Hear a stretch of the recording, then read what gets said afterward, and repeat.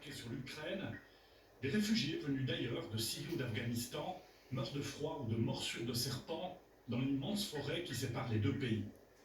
Mais d'abord, on va s'intéresser à la situation des chômeurs en Suisse. Environ 120 000 personnes touchent aujourd'hui des indemnités de chômage, soit environ 2,5% de la population active. Après un énorme bond, on a donc retrouvé le taux de chômage d'avant la pandémie de Covid. Tous les salariés cotisent au chômage. Certains qu'en cas de coup dur, ce filet social sera là en attendant de retrouver un emploi. Mais les choses ne sont pas si simples comme l'a constaté Raphaël Engel. Pressé d'éviter les abus et de traquer les soi-disant profiteurs, l'assurance chômage sanctionne sans état d'âme le moindre écart. Retard dans un formulaire, dans une recherche d'emploi, refus d'un job. Et c'est la sanction qui tombe, une sanction financière, Une des semaine indemnités déjà. de chômage non payées pouvant aller Au début de jusqu'à chaque 3 mois sans inscription, revenu. Regardez. on levait. Ça, c'est profiter. C'est l'État qui profite. Vu de loin, la Suisse ressemble parfois à un pays de cocagne, à la tête de bien des classements économiques. Mais c'est aussi un pays où on peut facilement vous licencier. Et une fois sans emploi, vous voilà à l'assurance chômage. Une assurance au double visage, généreuse et impitoyable à la fois. Bienvenue dans l'envers du décor de l'assurance chômage.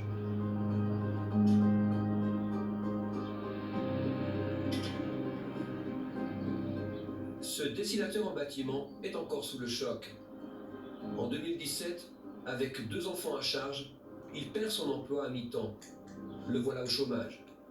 L'assurance lui verse désormais 123 francs d'indemnité par jour ouvrable. Mais son conseiller chômage lui parle aussi très vite de sanctions qui lui pendent au nez. Alors une sanction, on vous impose une sanction quand vous n'avez pas fait quelque chose qu'on vous a demandé. Alors j'aurais pu éventuellement avoir des sanctions si j'avais pas accepté d'aller chercher des emplois à 2 heures de route de Genève. Alors que je suis en famille, j'ai une femme handicapée, j'ai des enfants, je dois m'en occuper, et puis non, on peut m'envoyer à Neuchâtel pour un poste de dessinateur. Et quel genre d'impact peut avoir une sanction? Expliquez concrètement. Sanction, c'est quoi? Ça vous tape sur les doigts? Concrètement, ça ressemble à quoi? Alors une sanction, on nous prive de revenus. Donc vous êtes en retard de 2 jours avec vos recherches d'emploi, on vous enlève 5 jours. Alors imaginez un salaire, on vous ampute d'un quart de votre salaire. Donc vous êtes déjà à 80% du salaire original quand vous êtes au chômage, et puis on vous enlève 5 jours, puis débrouillez-vous. Ça s'est passé avec vous? Ça s'est passé avec moi. Chaque 5e du mois, il doit fournir 10 preuves de recherche d'emploi. Mais ce mois de juin, il a pris du retard. 8 jours d'indemnité lui sont alors supprimés. On me prive de ressources. Et pour des raisons qui ne sont pas vraiment valides, parce que, je veux dire, être en retard, c'est possible, il peut y avoir des circonstances, c'était mon cas. Est-ce que le chômage a permis de vous aider à vous reconstruire ou pas? Mais pourquoi vous me posez la question, pourquoi est-ce que vous dites qu'ils sont là pour m'aider? Ils ne sont pas là pour m'aider. Ils sont là pour me sanctionner, pour me sortir du chômage. Dans mon expérience personnelle, tout a été fait pour me sortir du chômage, pour me décourager. Le père de famille peint-il le diable sur la muraille? Est-il un peu parano? Petit rappel pour commencer. En Suisse, l'assurance chômage couvre jusqu'à 80% du dernier salaire pour un maximum de 2 ans. Mais la loi permet aussi de vous en priver à la moindre erreur. Ainsi, en cas de faute légère, jusqu'à 15 jours d'indemnité, soit 3 semaines de revenus, vous seront retirés. Une faute moyenne vous coûtera de 16 à 30 jours, soit jusqu'à 6 semaines sans paye. Alors qu'une faute dite grave peut vous laisser durant 3 mois sur la paille. Toute récidive augmente les pénalités. Les raisons des sanctions sont multiples. Par exemple, si vos recherches d'emploi sont insuffisantes ou tardives, si vous abandonnez un emploi temporaire, ou si vous refusez un emploi dit convenable, même temporaire. Bienvenue au pays où on aime le travail et châtie bien ceux qui en cherchent.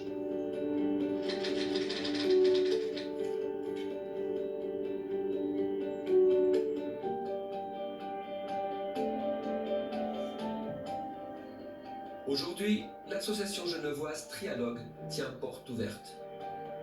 Ici se retrouvent des demandeurs d'emploi sanctionnés par l'assurance chômage.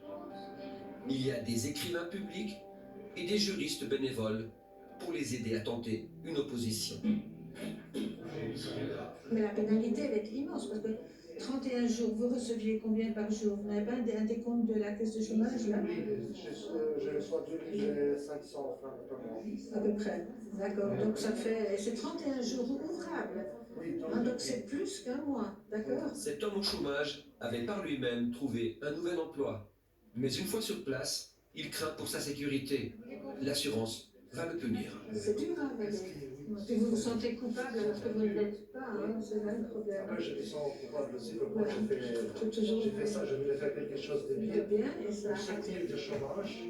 On lui a demandé d'emblée de porter des paquets qui avaient 3,50 m ou des planches qui avaient 3,50 m de long. Il ne pouvait pas le faire tout seul.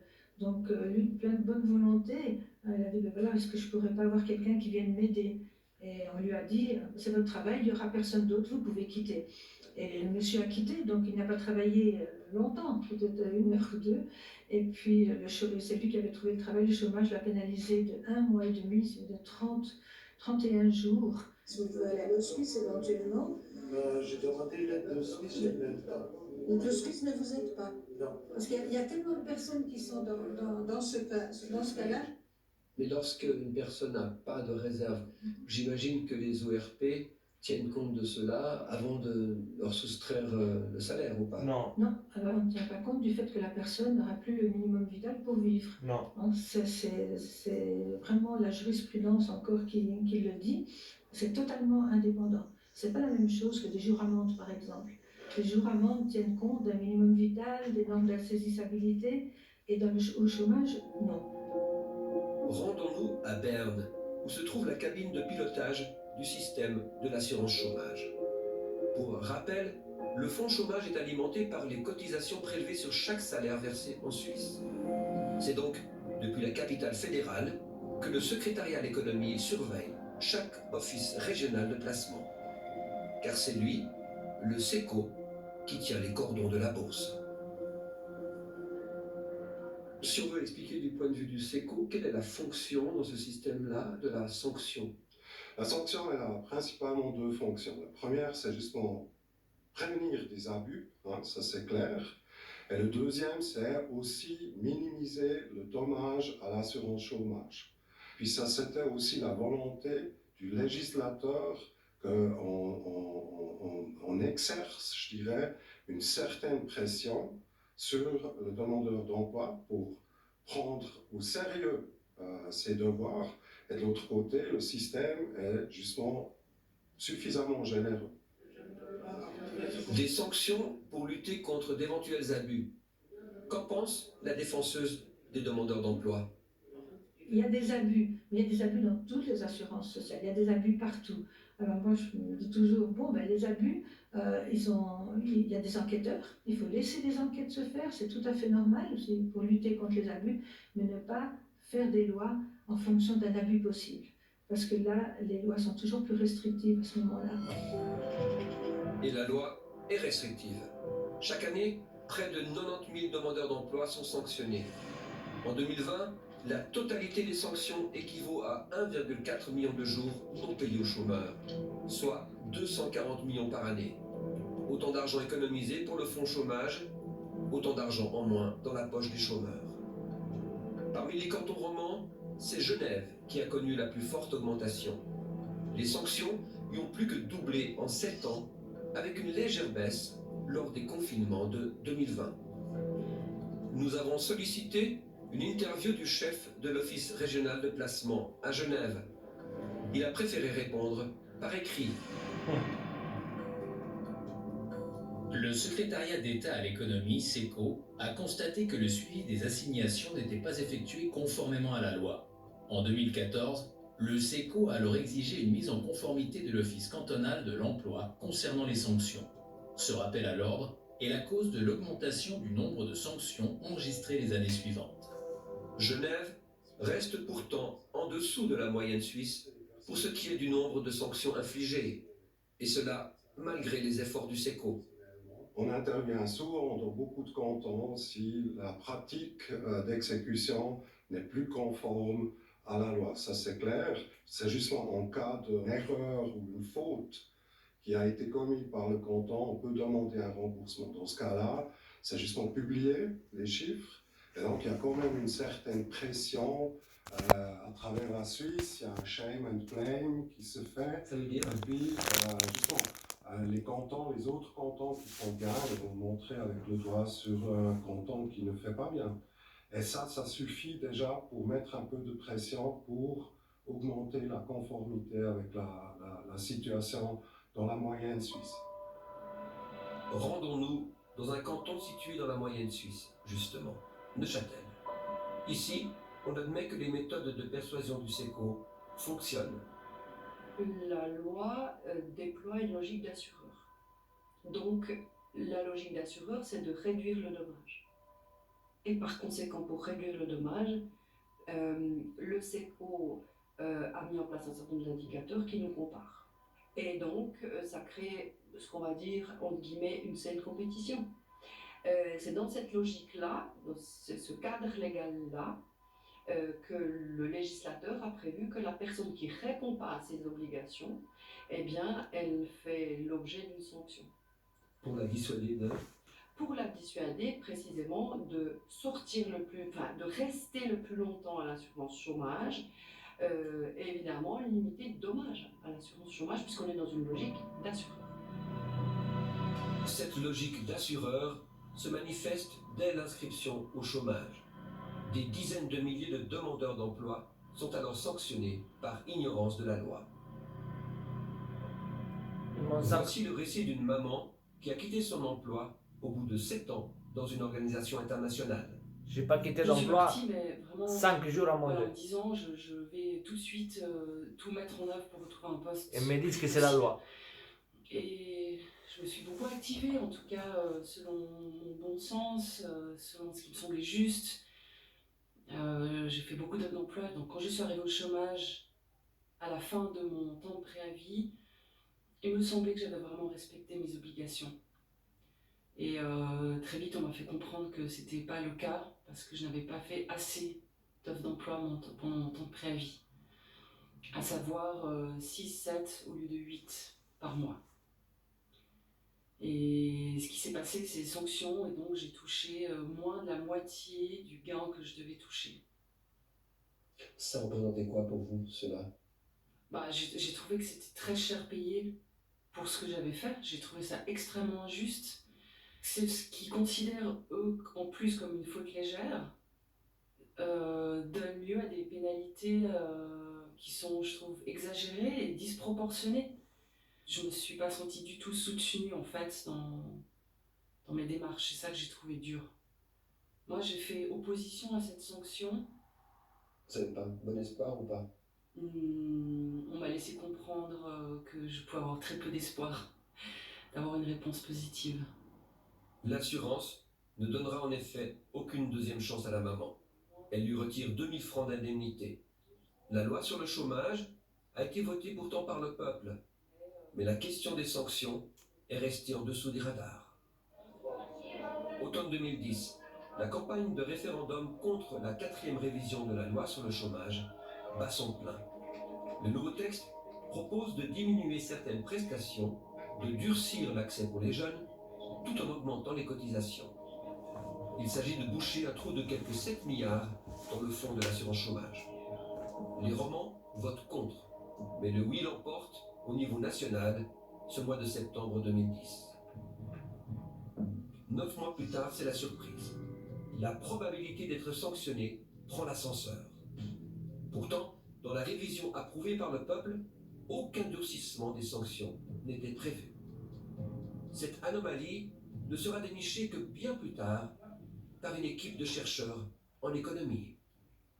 On a imposé ces sanctions pour la grande partie à des personnes qui ont juste oublié de déclarer leur formulaire de recherche d'emploi. Donc ça, c'est pour moi un facteur assez troublant de cette réforme. Et lorsque le peuple a voté en faveur de cette loi, il pouvait s'attendre à une telle augmentation des sanctions?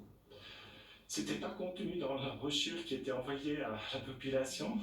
Et même nous-mêmes, mon collègue Patrick Hardy et Amélie Chiprowski, mes collègues, ils ont dû faire pas mal de travail, de recherche journalistique, investigatif pour découvrir ce changement. Et en fait, ils l'ont découvert après coup dans leurs données, qu'ils ont vu le nombre de sanctions exploser et se sont dit qu'est-ce qui s'est passé. Et c'est comme ça qu'ils ont découvert cette réforme cachée.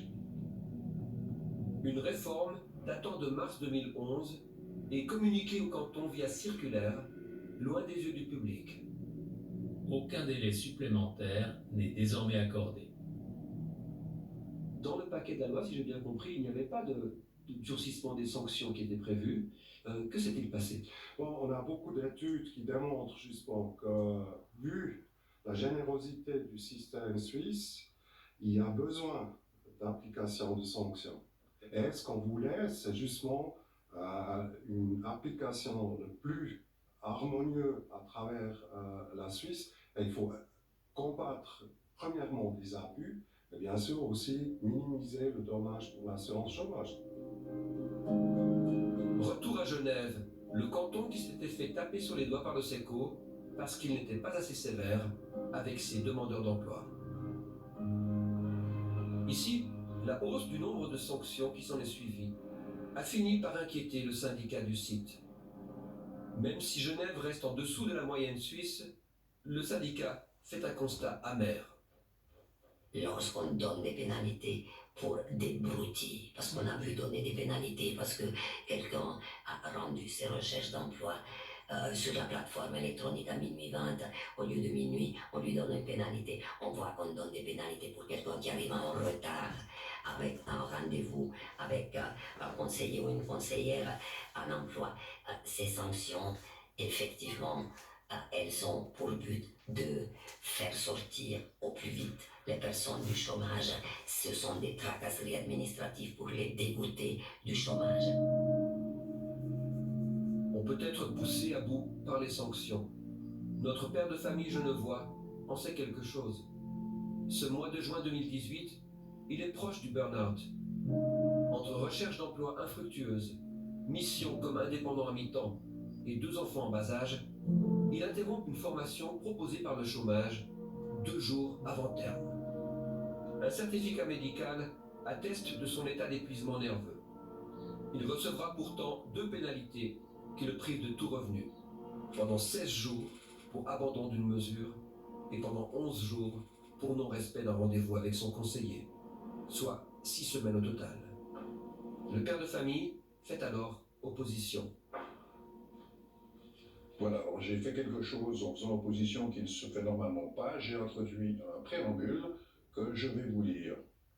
Par la présente, je déclare avoir l'intime conviction que le service juridique de l'OCE, en ce qui me concerne, agit intentionnellement pour me nuire ou pour atteindre un objectif dont j'ignore le dessein. L'établissement de décisions de suspension en cascade continue à mon encontre a pour conséquence une énorme pesanteur sur mes obligations d'entretien envers ma famille et une détresse morale qui me pousse à des pensées suicidaires. À ce moment-là, sa famille n'a presque plus rien pour vivre. Mais 3 semaines plus tard, l'opposition est rejetée par l'assurance chômage. Rassemblant ses dernières forces, Edgar fait alors recours. Et 6 mois plus tard, le tribunal des assurances sociales lui donnera raison. 6 mois. Finalement, il n'était pas nécessaire d'aller en justice, il suffisait d'un petit peu de bonne foi et puis de comprendre ce qui se passe, parce que tout a été expliqué. Toute cette énergie qui part dans les procès, en plus de faire des recherches d'emploi, c'est juste absolument énorme. Donc en fin de compte, l'intention, c'est mon avis personnel, l'intention est de nuire et non pas d'aider, parce que ça, quand on gagne son procès, c'est qu'on a gain de cause, qu'on a raison. Dans 2 décisions différentes, le tribunal des assurances rappelle qu'il ne contredit l'administration que lorsqu'il existe de solides raisons pour le faire. Le père de famille était à bout, son médecin l'avait écrit, mais l'Office de l'emploi n'en avait pas tenu compte. Pour les juges, l'Office ne pouvait pas retenir que le recourant était fautivement responsable de l'échec de la mesure et sanctionné en conséquence. La décision est donc annulée.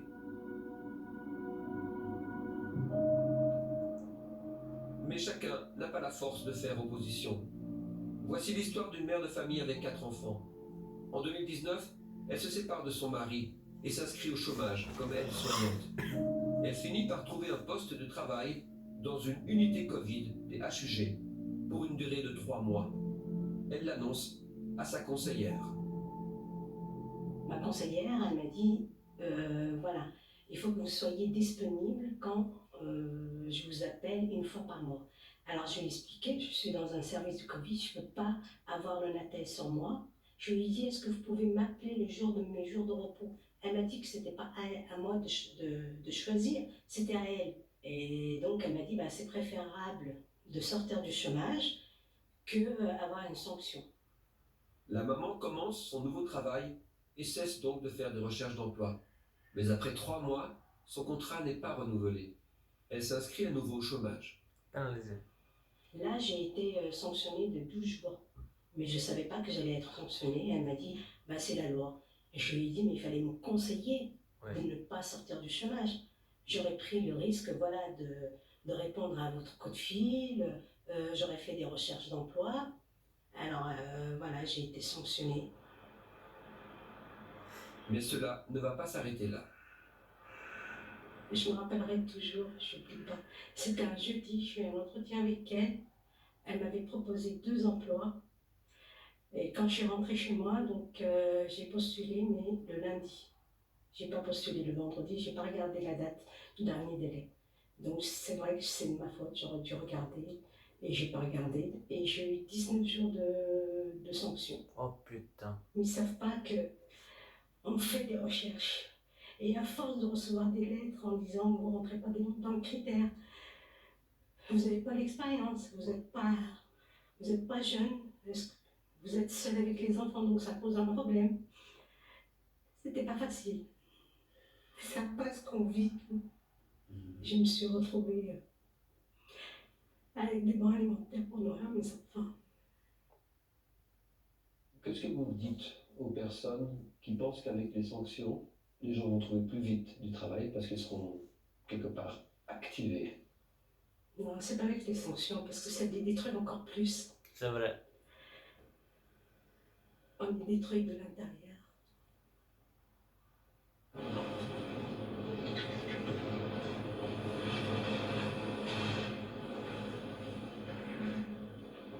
Triste vérité. Edgar aussi s'est senti écrasé par plus fort que lui. Sa famille a fini par éclater. Je ne peux plus fonctionner.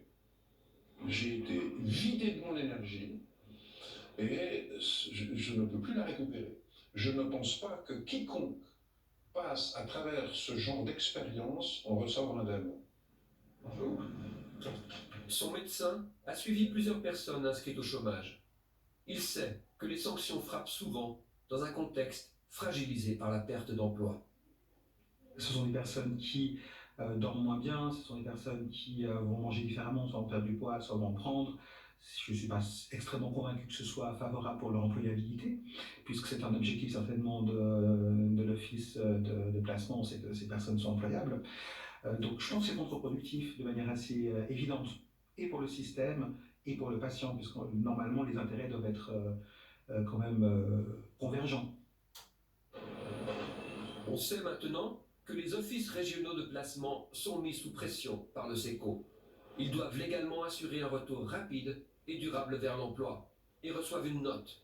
Mais cette note est composée à 90% par le critère de rapidité et à 10% par la durabilité. Autrement dit, il faut faire vite.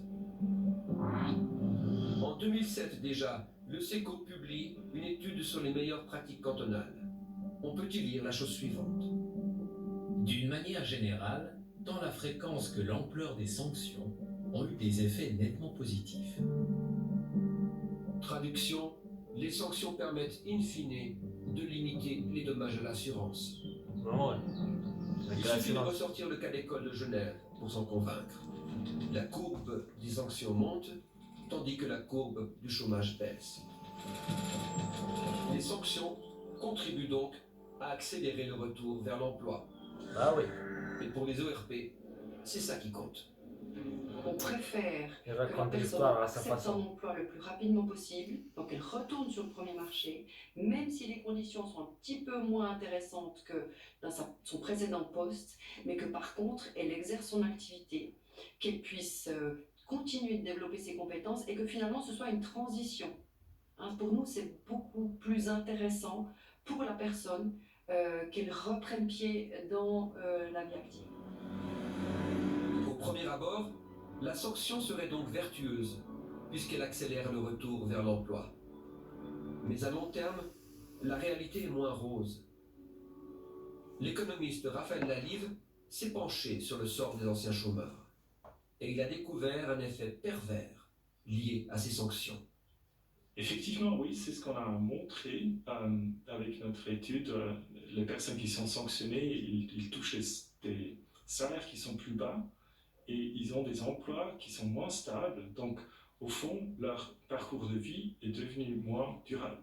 Mais quel lien entre les sanctions et un parcours de vie moins durable? Vous pouvez m'expliquer en quelques mots?